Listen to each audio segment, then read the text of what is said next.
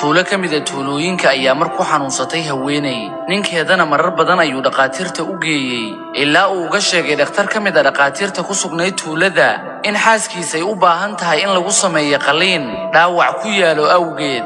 wuxuuna u sheegay in dhakhtarka qaliinka sameeyo inuu joogo caasimadda wuxuu kaloo u sheegay inay waajib ku tahay inuu u wado xaaskiisa dhakhtarka xirfadaasi leh ninkii wuxuu u waday xaaskiisa caasimadda wuxuuna geeyey isbitaalkii laga helayay dhakhtarkaasi xaaskiisana waxaa lagu sameeyey baaritaan waxaana loo xadiday loona ballanqaaday xilligii ay geli lahayd qaliinka markii haweenaydii lagu samayn rabay qaliinka waxay gashay koomo ninkii wuxuu wareystay dhakhtar ka mid ah dhaqaatiirtii ka shaqaynaysay isbitaalka si uu u ogaado xaalka xaaskiisa dhakhtarkii ayaa si cara leh wuxuu ku yidhi maxaad u keentay haweenaydan maxaa yeelay waxay ku dhowdahay inay geeriyooto haddana la noqo xaaskaaga mar kalena hawla imaan dhaqaatiirta waayo geerideedaba wax kama harin sidaasi ayuu yidhi ninkii dhakhtarka ahaa ninkii aad ayuu u murugooday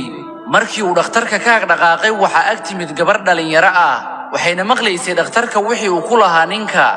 gabadhii ninkii ayay eegtay wayna dhoola caddaysay waxayna ku tiri aaway dhakhtarkii qaliinka ku samaynayay xaaskaaga markii uu u sheegay dhakhtarka magaciisa aad ay ula cajabtay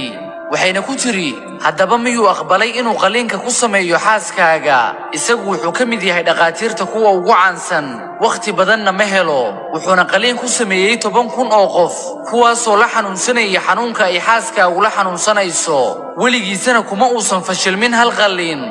ninkii markii uu maqlay hadalkaasi wuu dhoola caddeeyey aad ayuuna u farxay wuxuuna fiiriyey xaaskiisa alla weyne wuxuu yidhi قول معروف ومغفرة خير من صدقة يتبعها أذى والله غني حليم oo micnaheedu yahay hadal wanaagsan iyo dhaafid yacni saamaxaad ayaa ka khayr badan sadaqa uu raaco dhib rabbina waa hodan dulqaad badan daqiiqada kadib ninkii xaaskiisa waxaa la geliyey qolkii qaliinka gabadhii sidatay dharka dhaqaatiirta waxay u carartay dhanka dhakhtarka u sarreeya isbitaalka waxayna u sheegtay dhakhtarkii ku dhahay ninka in xaaskiisu ay dhimanayso waxayna soo xasuusisay xadiiskii rasuulka naxariistii nabadgelyo korkiisa ha ahaatee oo ahaa إذا دخلتم على المريض فنفسوا له في الأجل فإن ذلك لا يرد شيئا وهو يطيب بنفس المريض kadib markii uu ku dhammaaday qaliinkii guul ninkii wuxuu u mahadceliyey dhakhtarka wuxuuna raadiyey gabadhii u bishaaraysay wuxuuna u maleeyey inay tahay kalkaaliso markii uu helay kadib wuu u mahadceliyey wuxuuna rabay inuu siiyo xoogaa lacaga laakiinse way ka diiday waxayna ku tiri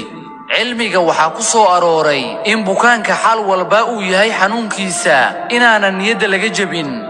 waxayna ku tiri waxaan dareemay inuu ku saameeyey hadalkii uu kugu yidhi dhakhtarka waxaan sugay ilaa uu ka tago si aan niyadda ugu dhiso xaaskaaga si ay hadhow ugu kalsoonaato dhakhtarkeeda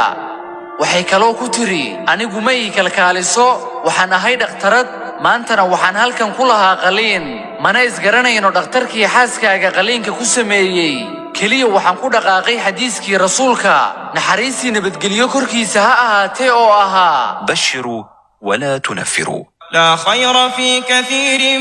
من نجواهم إلا من أمر بصدقة أو معروف أو إصلاح بين الناس ومن يفعل ذلك ابتغاء مرضات الله فسوف نؤتيه أجرا عظيما